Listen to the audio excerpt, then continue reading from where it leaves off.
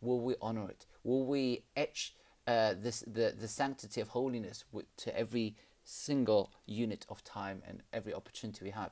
Not as though life is happening to us, but rather life was given to us to test us, so that we actually may rejoice in the blessings of hidayah, of guidance, through this vehicle of this journey of life. And something that I think we should all reflect on and try and see how we can take this lesson through from Ramadan, outside Ramadan as well, such that we pace ourselves and we count the blessings of life, but the blessing of life itself. Allah knows best. Jazakallah khair, Shaykh, for that. Thank you so much. Exactly. Just to elaborate on that a bit, Shaykh. So now, when we're eating, should there be a level of gratitude when you're eating, and kind of present gratitude? Not let me remind myself to be grateful, but should there be like this automatic sense inherent of where it's just I'm eating and I'm feeling really grateful because this is from Allah and this gives me energy in life and stuff. Is that kind of along those lines as well? We should be training ourselves to. Absolutely. I mean, almost when one starts looking, in essence, what I just mentioned could be, somewhat reduced into saying you're able to look at life afresh. It's no longer the stale, backdrop that you just, oh yes, life happening, so just keep rushing along, and you have to be busy.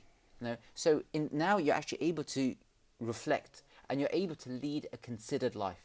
And when you're leading a considered life, everything is looked at with almost a deeper and more intense color, if I can say. The food that's presented, it's not just the taste buds which are tingling away and giving you some sort of enjoyment, and then you have to go to the next enjoyment or activity or preoccupation. Actually, it holds meaning. It's impregnated with depth of meaning, and it's seen as almost a gift from Allah. It is a gift from Allah to us, but it's then for me to ask, how do I show gratitude for this? I feel the gratitude, but also I have another task, which is, how can I ever say thank you? That's the sense. And when that sense is there, that how can I ever really say thank you for this? Just even this, it doesn't have to be spectacular, 5-course or 4-course, 3-course, whatever it be, the date that we break our fast with. Then you recognize the need for service. There's need for actually being of benefit to people, and the need for us as a way of showing gratitude, as a way of showing shukr to Allah and gratitude unto Him. And of course, ubudiyyah itself, which is that sense of devotional worship and servitude to Him. So these would then be opportunities for that for that gratitude. And it is saying Alhamdulillah, uttering it, but actually also thinking it, and thereafter using the blessing in the way which is in accordance with His pleasure. So using His blessings, God Almighty's blessings, in a way which is pleasing unto Him, being of service and benefit to people, doing devotional good deeds as well. These are ways of showing gratitude as well, and Allah knows best. Thank you, Shaykh. Jazakallah khair. We're going to go to our next caller of the show now. So, assalamu alaikum to our caller. Welcome to the show. What's your name and where are you calling from? Hello, I'm Daniel. Assalamu alaikum. Alaikum salam wa rahmatullahi wa barakatuh. Welcome to the show. And your question for us today? Yes, I know of a group. They go into central London and they feed the homeless, and I've done it with them before. But then I heard that you can't feed non-Muslims in Ramadan. Is that true, in the daytime? Okay. All right then. Do you have another question? No, that's only regarding that. Thank you so much, Daniel. So, Shaykh, we're going to be having our break very shortly. So before going into that question, we'd like to just say thank you for joining us today. And inshallah, on the next segment, we're going to be going into i'tikaf and understanding i'tikaf. Okay. We'd like you to explain it to us, help us understand the concept of it, and maybe the spiritual elements of it. And then inshallah, hopefully we can all benefit from that. So for everyone watching at home, stay with us. We're going to be gone for a few minutes for a break, and once we're back, we're able to take your calls again, inshallah. For now, assalamu alaikum wa rahmatullah.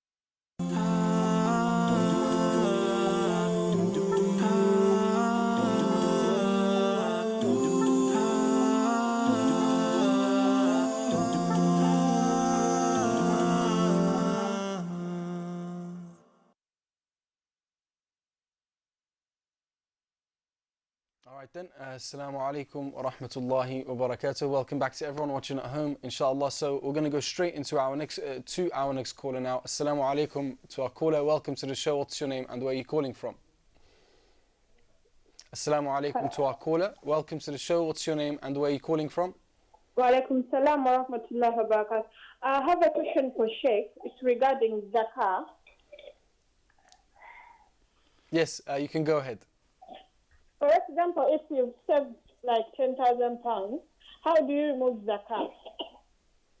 One more time. I've never paid zakah before, and I want to find out how you do it. If you've saved £10,000. Yeah, for example, I've saved £10,000 for a year. How do I remove zakah and how do I pay? Understood. Thank you so much, sister. Do you have any other questions for us today? No, thank you so much. Thank you. Jazakallah khair. Yeah. So, Shaykh, sister would like to know about zakat. Okay. If you could benefit us a bit more, Shaykh, as well, by telling us what is zakat. Okay. Alhamdulillah Rabbil Alameen. Allahumma salli ala nabiyyina Muhammad wa ala ali Muhammad. The answer is that zakah is from the foremost of the acts of Islam.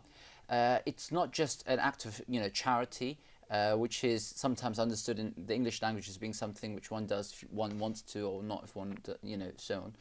Nor is it a tax. It is actually a devotional deed done for the pleasure of Allah subhanahu wa ta'ala, and it is actually a right of the poor and the needy. So that's to say it's actually their right. And from an Islamic lens or a spiritual lens, we see it as actually money which belongs to them. That's to say it doesn't belong to me. It happens to be in my account, but it's not actually mine. That's not to say who to give it to. That's a decision which you'd have to make individually to different, there are different considerations to be borne in mind. We can discuss those as well. But now that's just to give you the backdrop and to frame the discussion in terms of what is zakah. And it is actually, linguistically speaking, it means taharatu wa naqa, and it also means an-namu, which is a purification and a cleansing, and also growth. I.e., there's a sense that there's an extra sense of grace and blessings that's bestowed by the Almighty for those who do these acts of goodness towards others. And that when Allah, the one who gave it to us in the first place, when we give it, we will get back as well. So there's barakah or blessing thereby. And it means tahara as well, which is a purification, because it cleanses our inner self, i.e. from the base traits of the ego, of greed, of jealousy, of envy, etc. It also it purifies our actual wealth from doubtful wealth which may have entered, which we were not completely conscious of, the fact that, was this entirely ethical, not legal, etc., but just issues which may be on the periphery, which didn't actually catch our attention, etc.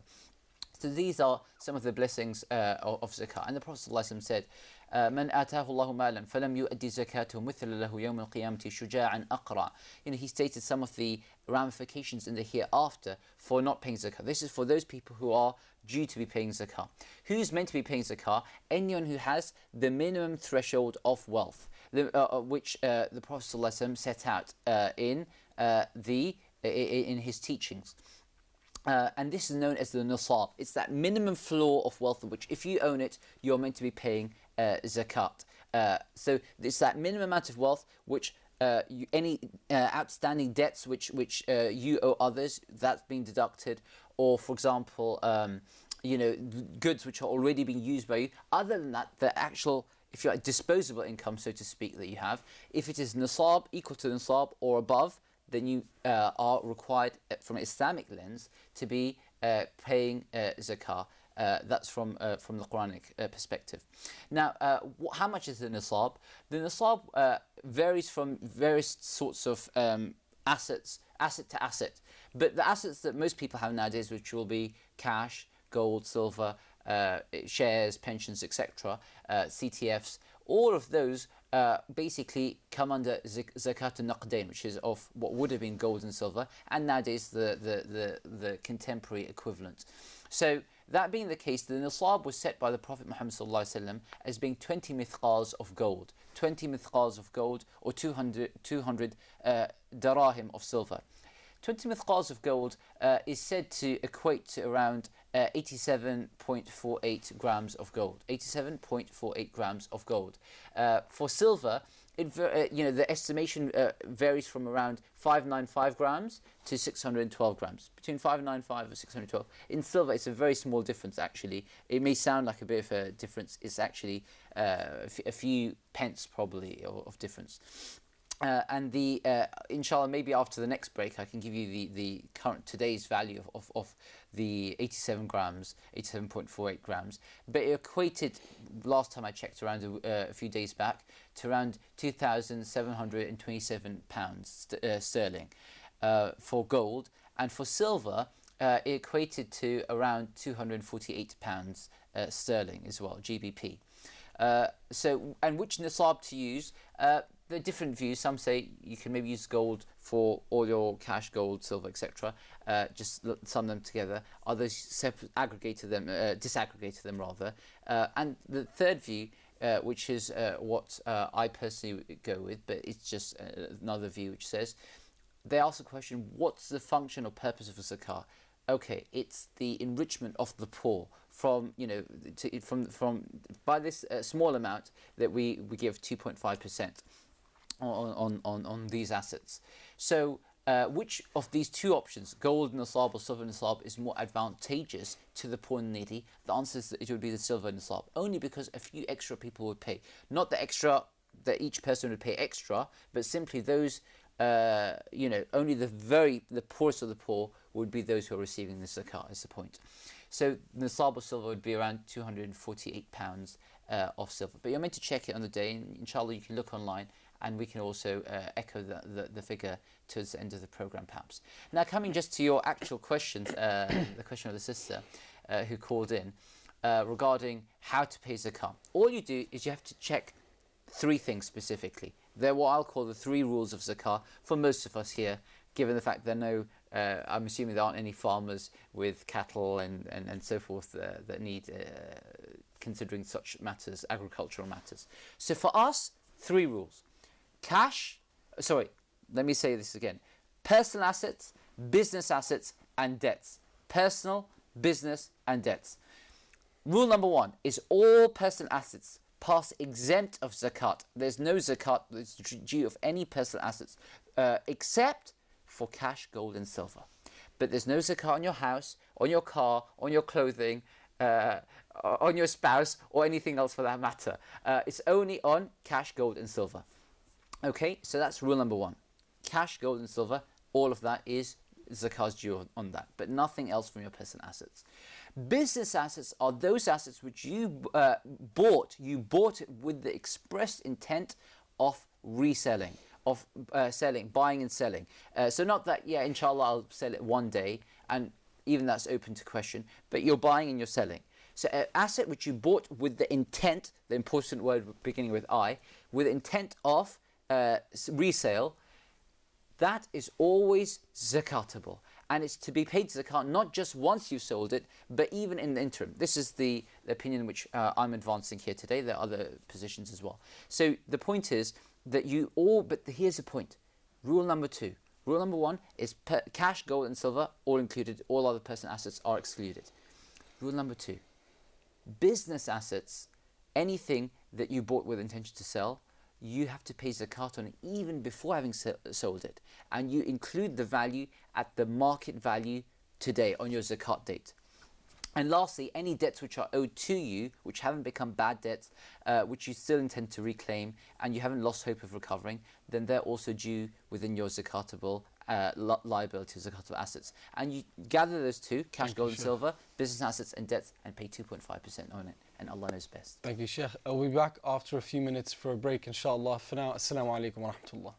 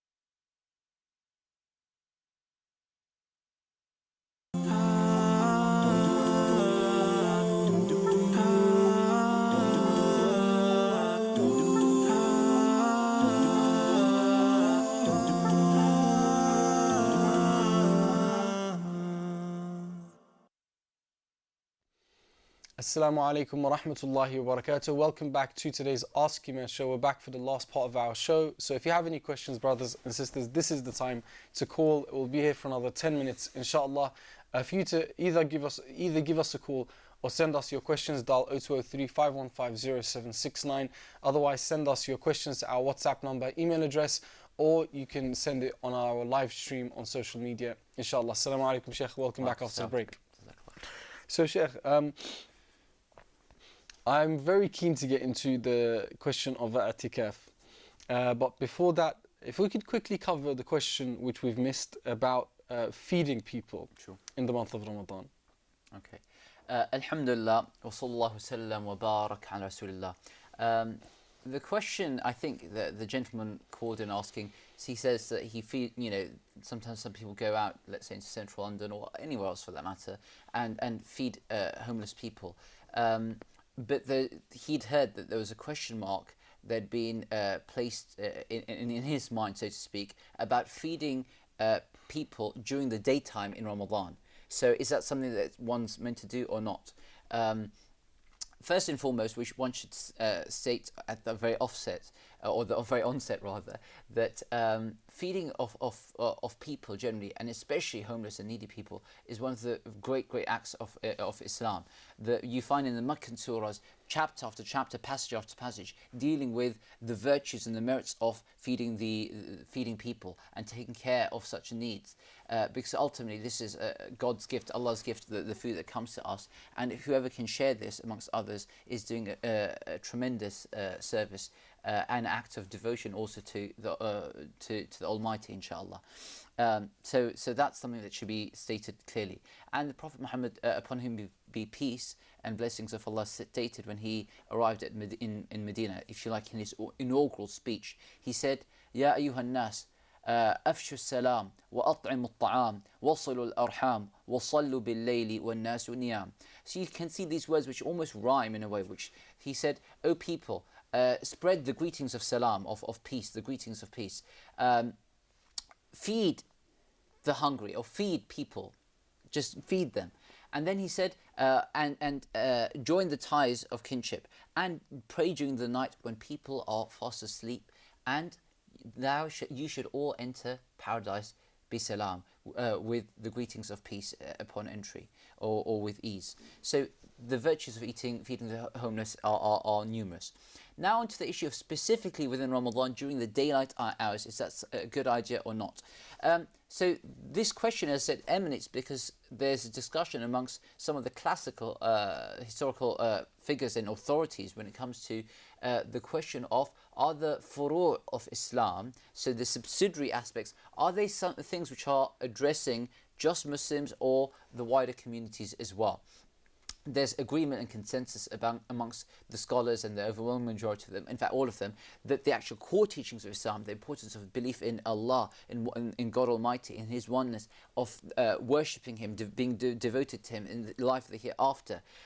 These are teachings which are spoken to or addressed by the Quran to all of humanity. You know, that connection between us as creations and creatures and our Maker, the Almighty.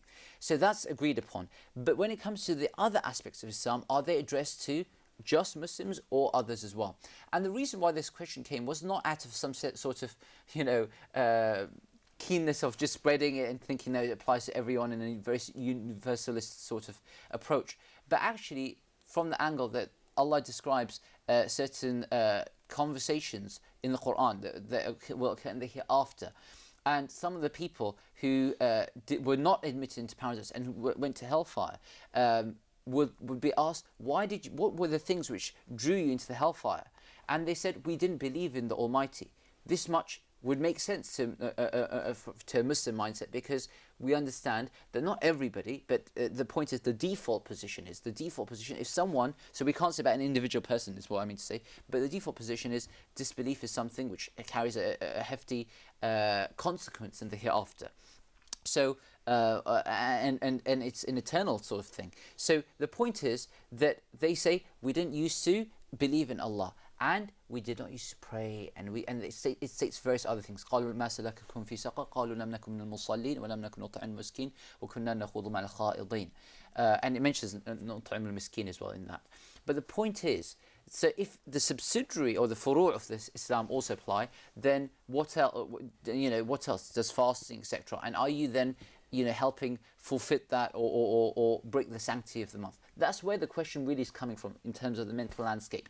However, what we find is, even though the Jumhur, the majority of the Usulists did take the position that the furu', the subsidiaries, are also addressing Muslims and non-Muslims alike, but this was with respect to the hereafter, not towards this world. And that's the Jumhur position. So the answer is, in a Muslim country, yes, this is generally not what one would be doing, because one would be feeding them during the times that the normal eating hours, because they're just norms, societal norms. And there's the hurma of Ramadan. That's what many of the scholars would be saying over there. But over here, what we'd say is, actually, that same dynamic does not apply, and one can feed homeless people and should, inshallah, at any time. Otherwise, an excellent option is, why don't do a community iftar, i.e. feed them and join them at the same time, sit down with them if it's possible, if it's safe, of course, to do so, and make the arrangement to have a community iftar. Anybody and everybody of any race, creed, background would be welcome to join and break bread with you. And what a lovely and blessed effort and initiative that would be. And Allah knows best. Jazakallah khair, Shaykh. So next, I'd like to ask you about i'tikaf, Shaykh. First of all, Shaykh, of course, the i'tikaf probably has many dimensions or elements to it. Could you just take us through from the top what you think is the right order for us to know? Sure. So, alhamdulillah, wa sallallahu wa sallam wa barak ala rasulillah. The i'tikaf is when one goes into a state of like a private setting, emotionally, psychologically, and spiritually, most specifically, with oneself and Allah subhanahu wa ta'ala. And that happens in the setting of a mosque, of a masjid. And the scholars generally say a masjid where the 5 daily prayers are being established, and if Jum'ah is going to be occurring within the days or the time period that you're going to be performing the i'tikaf, a masjid which is jami', wherein Jum'ah prayers are also being performed. And it's something that the Prophet ﷺ, upon whom be peace, he did himself, and it's something that his wives also did during his lifetime and thereafter.